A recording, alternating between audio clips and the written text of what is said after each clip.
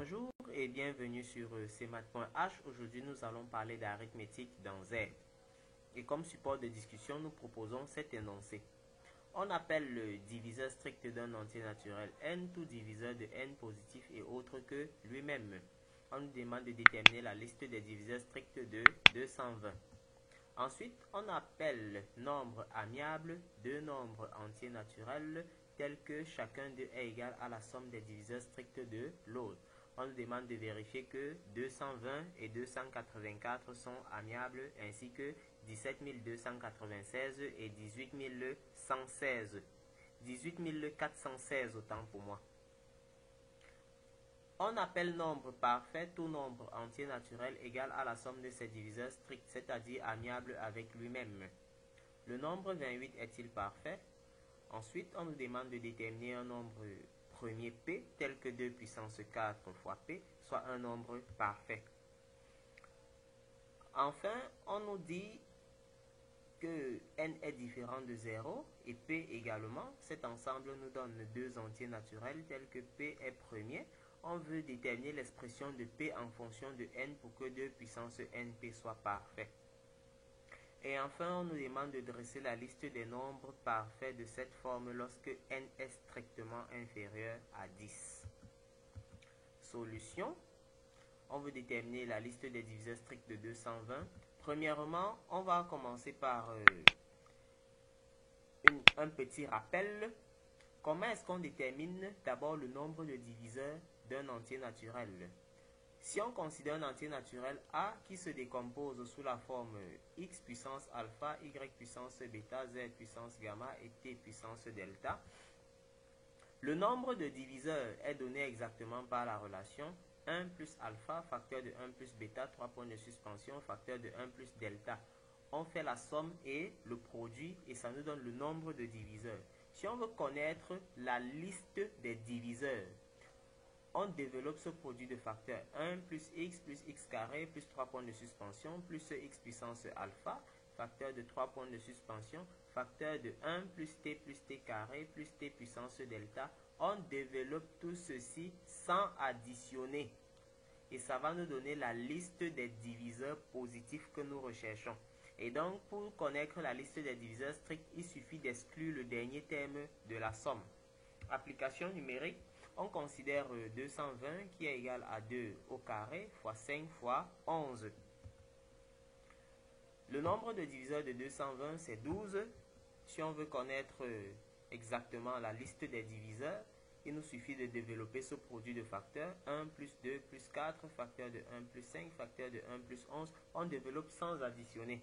Une fois que cela est fait, on exclut simplement le dernier terme de cette somme et ça nous donne donc la liste des diviseurs stricts de 220 qui sont 1, 11, 5, 55, 2, 22, 10, 110, 4, 44 et 20. Alors, on veut vérifier que 220 et 284 sont amiables, ainsi que 17 296 et 18 116. Nous allons traiter immédiatement le cas de 284 parce que celui de 220 vient d'être traité. 284 s'écrit donc comme étant 2 au carré fois 71. Nous obtenons donc 6 diviseurs et la liste de ces diviseurs-là, c'est exactement 1, 71, 2, 142 et 4. Nous constatons que la somme des diviseurs de 220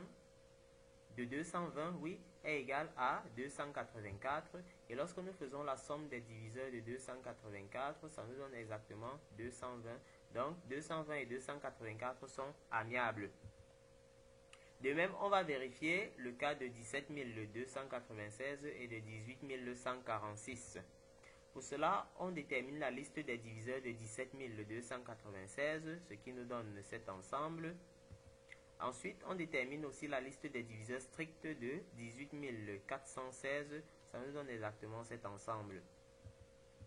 nous constatons que après avoir fait la somme de chaque côté, donc nous commençons par faire la somme des diviseurs stricts de 17 296 que voici, et ça nous donne 18 416. Nous faisons aussi la somme des diviseurs stricts de 18 416 et nous trouvons 17 296. Donc ils sont amiables. Alors on nous rappelle encore la définition de nombre parfait. Et on nous demande de vérifier que 28 est parfait. Ou alors on nous demande si 28 est parfait. Nous décomposons 28 et nous constatons que ces diviseurs stricts sont 1, 2, 4, 7 et 14.